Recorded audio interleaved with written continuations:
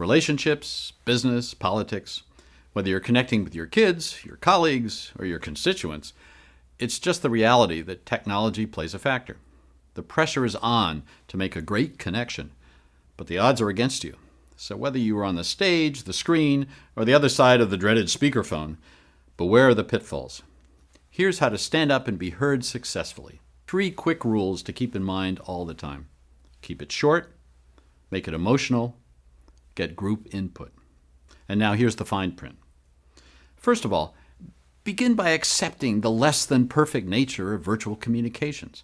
Don't try to make virtual communications into something they're not, or to try to make them carry freight that they can't. Do the less important things via virtual meetings whenever possible. Save the emotional stuff and the important stuff for face-to-face meetings, because it's emotions and attitudes that are conveyed mostly via body language. Schedule regular face-to-face meetings to reinvigorate the team.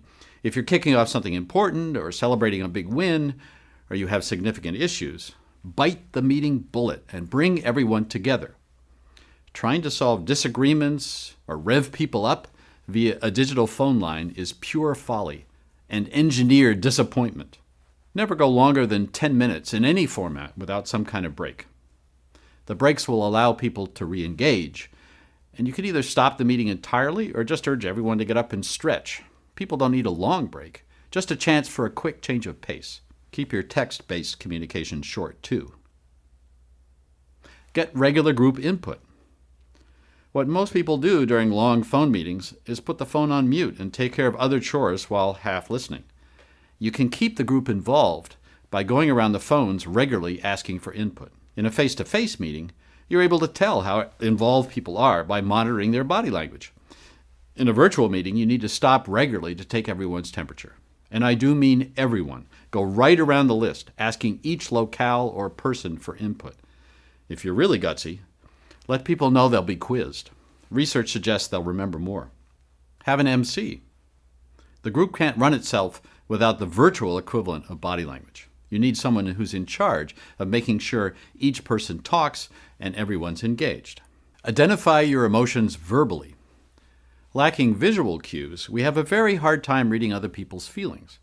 So make sure yours are clear verbally and train other people on the call to do the same. Say, "I'm excited about everything we're accomplishing."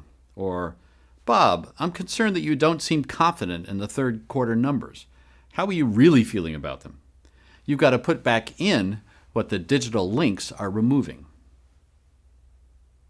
Use video to bring the group together. Face-to-face meetings allow a group to share emotions easily.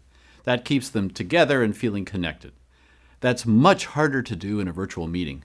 So do the small talk, but make it video small talk. Get the group to send each other 30-second or 1-minute clips of what they're up to, or what the weather's like where they are, or what they've had for lunch.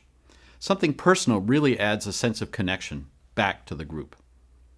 Put some of that money you're saving on travel to good technological use. It's not a perfect solution, but it will help. Finally, embrace the technology. Don't fight it. And don't fight the last war. The virtual world we have created is not going away. What's needed is to learn new ways to cope and behave in the virtual space.